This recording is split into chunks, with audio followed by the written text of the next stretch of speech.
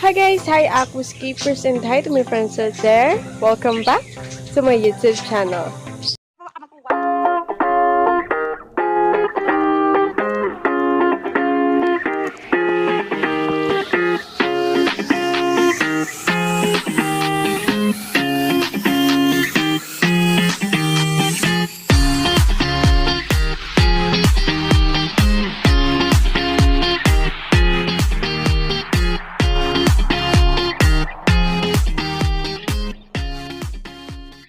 So, right now, dito ako sa Immerse Plantation and kukuha ako ng 3 different Immerse plant.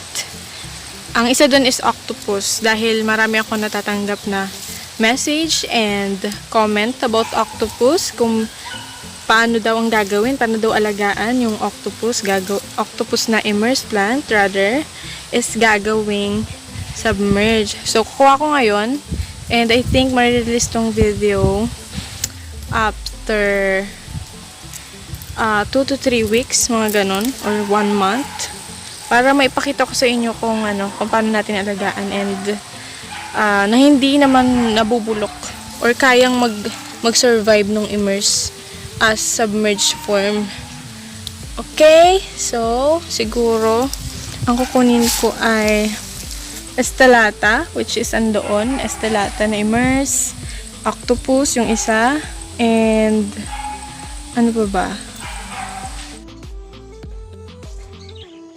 So, eto na ang ating buhangin. So, i-add ko na siya dito. Hindi ko na masyado itong lilinisan kasi yung kung magtatanim kayo ng plants o mag-aalaga kayo ng fish, ay, sumasabay yung ibon. Ayan, hindi nyo pwedeng sabunin dahil mamamatay yung isda, maninibago. Tsaka hindi pwede yung pag nag-aalaga tayo ng halaman at isda is masyado tayong malinis. Ayan, kasi na-try ko na dati. Sinasabon ko yung tank at yung mga kaya nagkakamatayan. So, ayan, hindi ko na masyado nilinis kasi plants lang naman ang nilagay din dito. So, ilalagay ko na yung buhangin. At sa wakas, na natapos din.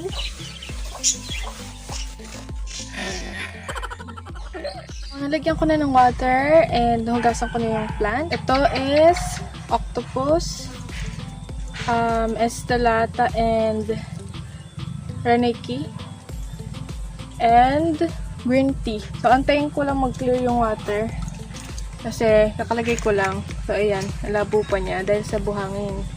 So, mamaya ko na ito itatanim. So, malabo. Almost 1 hour na, hindi pa rin siya luminaw. Siguro bukas mas magiging clear yung water. Ayan. So, mamaya lalagyan ko siya ng hangin, oxygen. Dahil iyon ay isang mahalagang bagay na gawin. Lagyan ng hangin kung magpapalago kayo ng plants.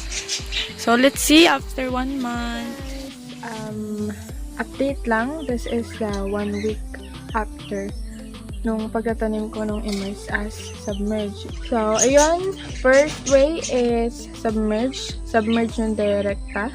Basta meron kayong sand, water, and air pump or tinatawag na aerator sa ibang lugar, kilalang aerator. So, yun lang. And for the second way naman, you can use a pot, no? Small pot, tapos sand. Basta make sure na mas malalim yung sand, no? Tapos, mas ma-intact yung pagkakatanim ng inyong stem plant. And after 1 to 2 weeks, is pwede nyo na rin siyang ilagay sa ilalim na inyong fish pond or tank, diba? Kung saan nyo siya gustong ilagay as submerge. Ito yung sinasabi ko, guys. Gumamit ako ng another styro dahil nakita kong available. Wala pala siyang laman. So, ito naman, butas pala. Ayan o, laki ng butas. So, parang 2 days is nawala ng tubig yung mga tinanim ko. 2 days. Kuha tayo ng isa, no? Pakita ko sa inyo. Kakatanim ko lang ito ulit ngayon. Wala, ayan na, huila na. So, ito na yung green tea. Ayan o, haba na ng ugat niya, diba? So, pinapakita ko lang sa inyo kasi hindi ako nakapag-video kanina. Huwag niyong i-check na may ugat na ba after 1 week? Baka manibago na naman yung plants niya. And ito naman yung red ivy. Ayan. Air pump. Ayan. So, balikan na lang ulit natin sila after 2 weeks. So, yun nga, baka October. So, hi guys! Today, papakita ko na sa inyo ang aking itinanim na plant last 3 weeks. Mag-1 month na.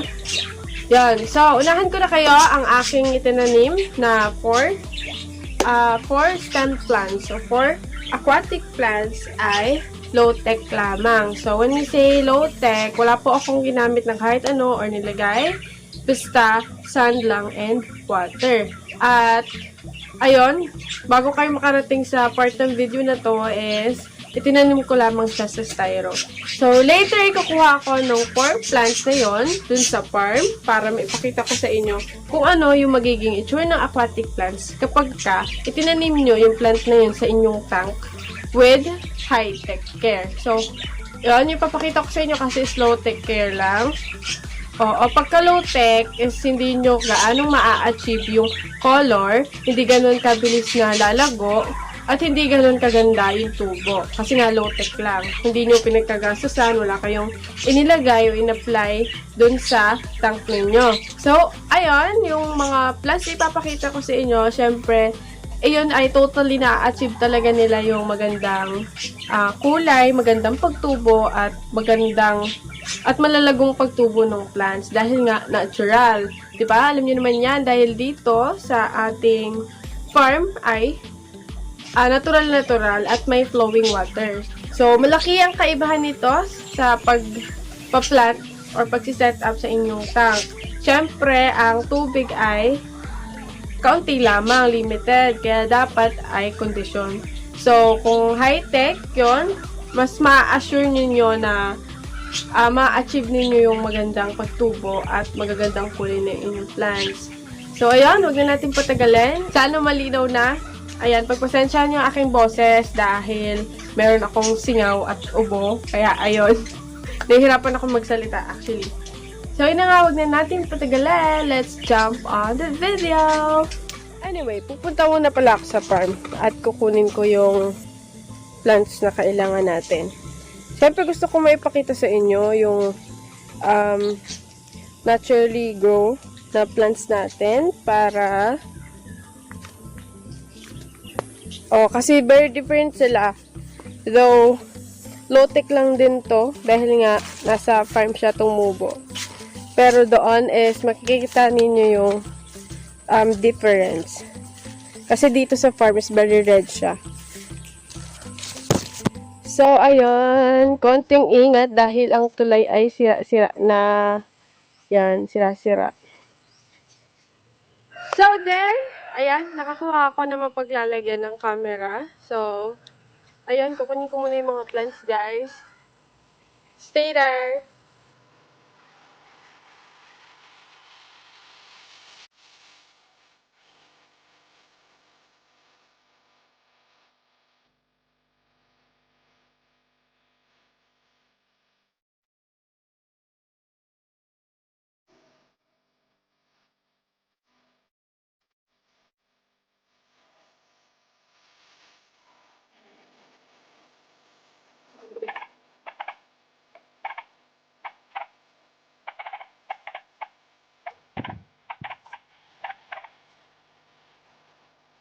So, ayun, inuulit ko po, ito ay low-tech lamang. Ayan, so, tignan nyo naman yung level ng water. Medyo tumaas na yung plants. So, dahil submerged siya at low-tech lang, ito po ang ating Reniki. Alternative Reniki or kilala din as Red Ivy. Ayan, manipis. Mas maliit yung kanyang stem.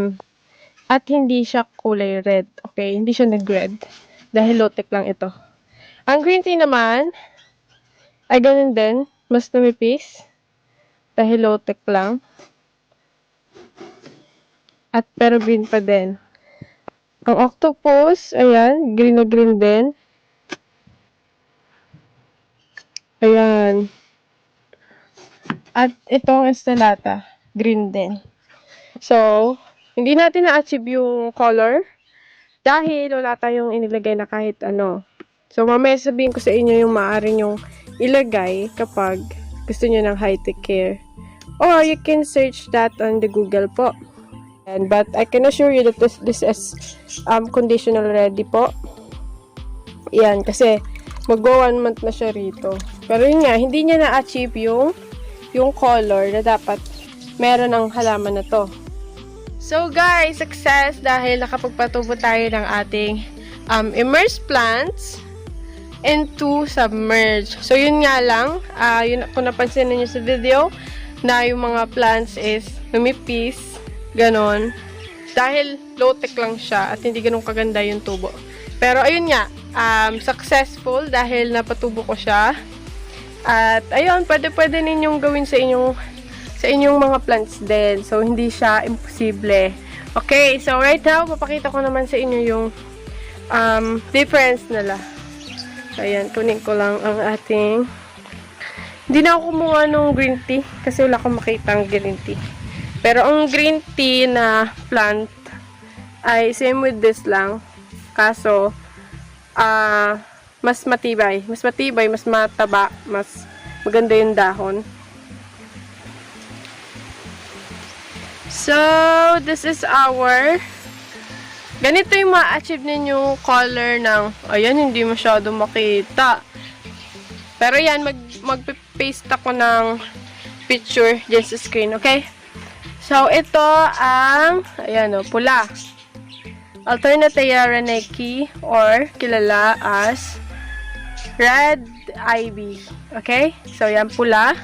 And, ito naman yung tinanim natin. So, ang pinagkaiba is the color. At, mas mataba yung natural grow nating ivy from the farm.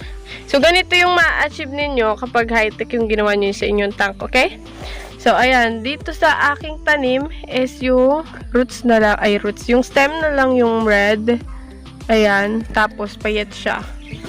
At ito naman yung Estellata, guys. Ayan, kamukha niya halos si octopus. Pero ang dahon nito, mapapansin niyo, ayan o, parang may, matulis-tulis. Yung octopus is smooth lang. So, ayan, ganun din si Estellata, green na green. Ayan. Ayan, sana natutunan ninyo na hindi imposible magtanim ng immerse na gagawin ninyong submerge. So, pwede siyang mangyari kung gagawin. Sayang, kasi hindi high-tech. Pero, syempre, next time, babawi ako sa inyo kapag meron na tayong mga fertilizer like that. At yan, kung kayo ay interested na bumili o mag-avail ng aquatic plants, just send us a message to our Facebook page, Alyona's Aquaculture, or to our FB account kay Maring Alona, Alyona Farmer, and my account, Sam Kubakub. So, yun guys. Hope na gustuhan niyo ang video na to. Ayan, nag-antay pa tayo ng matagal. Baka nag-expect kayo ng masyadong magandang plants, pero yun nga, low-tech lang naman kasi siya. So, if you are planning at baguhan ka lang at nakakanonood ka ng video kong ito, if you're planning na magtanim ng plants, tapos high-tech care ang gagawin mo, ayan, kinakailangan gumamit ka ng CO2 injection, may CO2 injection, may high intensity light, lalo na, alamin mo yung plant na iyong itatanim, kung gusto ba niya ng malakas na light or kahit low light lang. And then, dapat may fertilizer kung gusto mo na mabilis yung pagtubo ng iyong plants. And then, meron pa tayong tinatawag na liquid for anti-chlorine. Ayan, kung hindi ka gumamit ng purified water or mineral water. Kung hindi mo na-stock yung water, yung tap water, okay? Water from the faucet, from the gripo. Pero kung you are from a province like this, tapos fresh water yung water ninyo, ayan, make sure to stock it na lang one day sa isang balde or galon, ganon. Para mas sure. Okay? So, better yan para sa plants and also para sa fish ninyo. Para condition yung water. Ayan, if you haven't subscribed yet to my YouTube channel, please click the subscribe button down there. Yan, isubscribe mo na yan. And kung nagustuhan mo naman yung video na to, please click the like button. At ayun, maraming salamat sa panonood at pagsubaybay sa aking mga videos. And shout out pala kay Mr. Romer Francisco from Iloilo. Ayan, na-receive na siguro niya yung kanyang t-shirt. And to Ma'am Gina, kung hindi ako nagkakamali. Eh, lalagay ko na lang yung name nila dito.